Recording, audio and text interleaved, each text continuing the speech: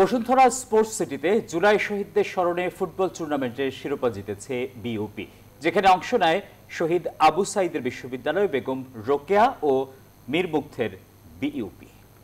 আর এই পুরো ম্যাচটি মাঠে বসে দেখেছেন বিএনপি মহাসচিব মির্জা ফখরুল ইসলাম আলমগীর। স্পোর্টস সিটি নিয়ে শোনালেন মুগ্ধতার গল্প।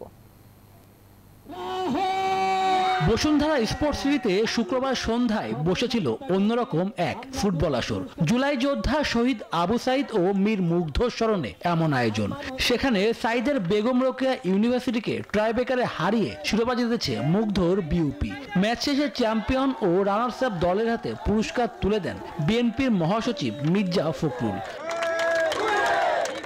এমন আয়োজনের প্রশংসা ঝরল মির্জা ফখরুলের কণ্ঠেও, আর বসুন্ধরা স্পোর্টস সিটিরও প্রশংসা করলেন তিনি। যারা শাহাদাত বরণ করেছেন জনগণের অধিকার আদায়ের প্রশ্নে, আজকে তাদের নামে এই ফুটবল টুর্নামেন্ট।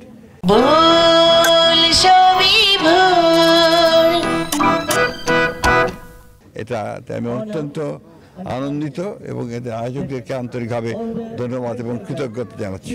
বসুন্ধরার এই মাঠ অসাধারণ, আমরা এখানকার আয়োজন দেখি অত্যন্ত ভালো।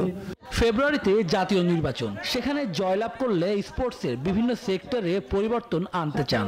ফেব্রুয়ারিতে 2024 নির্বাচনের মাধ্যমে আমরা তাদের যে আকাঙ্ক্ষা ছিল যে একটা গণমানুষের একটা পার্লামেন্ট গঠন করা, গণতন্ত্রের প্রত্যাশা করা, সেটা বাস্তবায়িত হবে।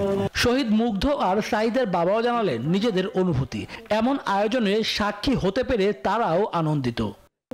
আবু সাইদ মুগ্ধ দুইজনের জন্য যে এই খেলার অনুষ্ঠান আয়োজন করছে, এতে আমি খুব আনন্দই লাগতেছে। যারা এই আন্দোলনের সাথে সম্পৃক্ত ছিল তাদের আগামী দিনের নতুন বাংলাদেশ এবং এদেশে একটি আমূল পরিবর্তনের জন্য তাদের আকাঙ্ক্ষাকে বাস্তবায়ন করবেন। খেলাধুলা বিকাশে বসুন্ধরা স্পোর্টস সিটির অবদান অনস্বীকার্য। ফুটবল কিংবা ক্রিকেট, সব ইভেন্টের জন্য সবসময় প্রস্তুত দেশের প্রথম এবং একমাত্র sports city. Shubhodeb Nath, news 24, Dhaka.